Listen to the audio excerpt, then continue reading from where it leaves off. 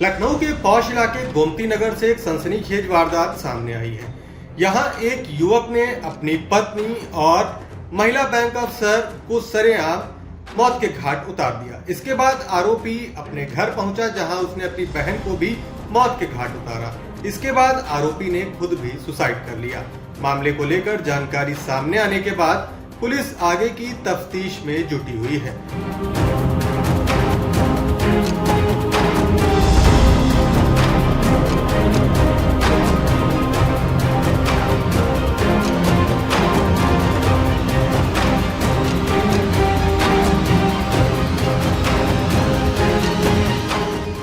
अभी सूचना मिली तो मैं आया हूँ सर। किस बस व्यवहार में थे, किस तरीके के व्यवहार था उनका, इतना बताइए किस तरीके का व्यवहार था? अच्छे आदमी थे, मतलब मानस बहुत मैच्योर्ड आदमी थे। ऐसा कुछ नहीं था कि मतलब सुलझे हुए, अच्छे मतलब हंसमुख पति थे। से भी कोई विवाद चल रहा था इनका? अब ऐसा कुछ उन्होंने डिस्कस नहीं किया था सर। क्या जब स्टेटस लगा आप लोगों ने देखा था उनका? वही देखने के बाद ही आए स्टेटस हैं। देखने क्या स्टेटस में उन्होंने लिखा था, तो क्या पढ़ा था स्टेटस में? वही लिखे हैं कि अभी मैंने वाइफ को मार डाला, मैं खुद को और बहन को मारूंगा, ऐसा करके लिखा था। तो वही उसी सुन के मैं आया, फिर पता चला कि ये भी बैंक कर्मी थे क्या?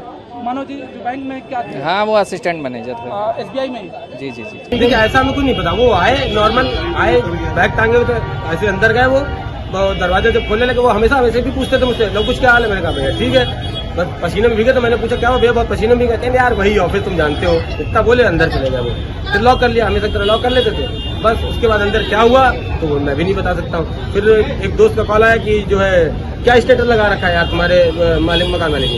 मैंने कहा क्या स्टेटस लगा रखा? उसने स्क्रीनशॉट भेजा, मैंने पढ़ा तो थोड़ा सा today I will kill my wife, और मैं खुद को भी और मेरी बहन को भी, और मैं मारने आ रहा हूँ। मैंने कॉल मिलाया, उनसे कॉल मिलाई, नहीं उठाई। उनके मामा का लड़का भी आया, वो भी टेंशन में था, फिर भी कॉल नहीं उठी। जब हम लोगों ने फिर दरवाजा पीटा, फिर भी नहीं उठी, बेल बजाया, नहीं उठा। फिर हम छत पर गए, वहाँ से आवाज भी नहीं उठा। फिर दरवाजों पे लाके मारी 5-6 लोगों ने। जब दरवाजा टूटा तो हम लोग अंदर गए, तो वो मेरे ताले में गोली, खुद को भी गोली मार चुके थे और अपनी बहन को। हम लोग को पता चला ये करीब 12-12:30 बजे की घटना है। उसी की सूचना पाके हम लोग यहाँ पे अस्पताल पहुंचे हैं। एक हमको ये भी पता चला है कि जो मानस जी है और उनकी बहन, उनकी भी मौत हो गई है।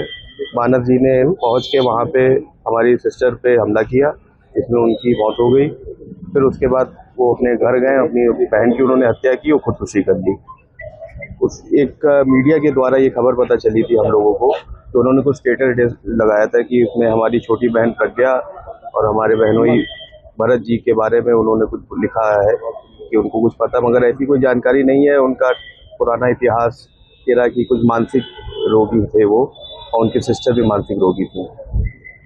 वो जो आपसे विवाद चल रहा था जी, ये बहुत सालों से चल रहा था, करीब 4-5 साल से। कोरोना के बाद ही से हमारी सिस्टर दिव्या जी अलग रह रही थी, और पिछले साल जब उनकी माता जी की देहांत हो गया तो उसके बाद से तलाक की प्रक्रिया शुरू हुई थी।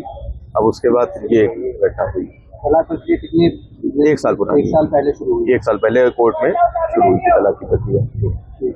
गोमती नगर क्षेत्र में ये एक बहुत दुर्भाग्यपूर्ण घटना घटित हुई है, जिसमें एक पति द्वारा ICICI बैंक गोमती नगर में कार्यरत अपनी पत्नी, जो कि एक रिलेशनशिप मैनेजर के रूप में वहां कार्य करती थी, उसकी गोली मारकर बैंक के बाहर हत्या की गई है।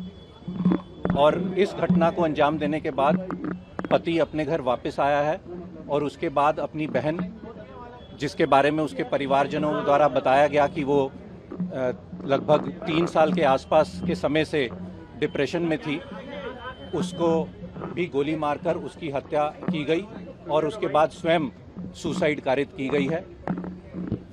इस घटना के संबंध में पुलिस द्वारा जो कि परिवारजन हैं, जो रिलेटिव्स हैं, उनसे बातचीत की गई है। जो व्हाट्सएप मैसेज स्टेटस के रूप में मानस वाजपेयी ने लगाया था, जिसमें उसका कहना था कि उसकी पत्नी द्वारा उसके साथ चीट किया गया है और उसी क्रम में उसने वो हत्या की है, वो मैसेज को भी हमने रिसीव किया, और उसमें उसने अपने आप को और अपनी बहन को ख़त्म करने की भी बात की गई है। इसके अलावा कुछ डॉक्यूमेंट्स हमें घर से मिले हैं, जिससे ये जानकारी हो रही है कि जो रिलेशनशिप मैनेजर ICICI बैंक में थी मृतका, उसके द्वारा विवाह विच्छेद करने के लिए भी पारिवारिक न्यायालय में वाद दायर किया गया था, और साथ ही साथ कंपनसेशन प्राप्त करने के लिए और स्त्रीधन वापस लौटाने के लिए भी उसी पारिवारिक न्यायालय में वाद दायर किया गया था। सर इसमें बहन प्रोजेक्ट कैसे मारने के लिए क्या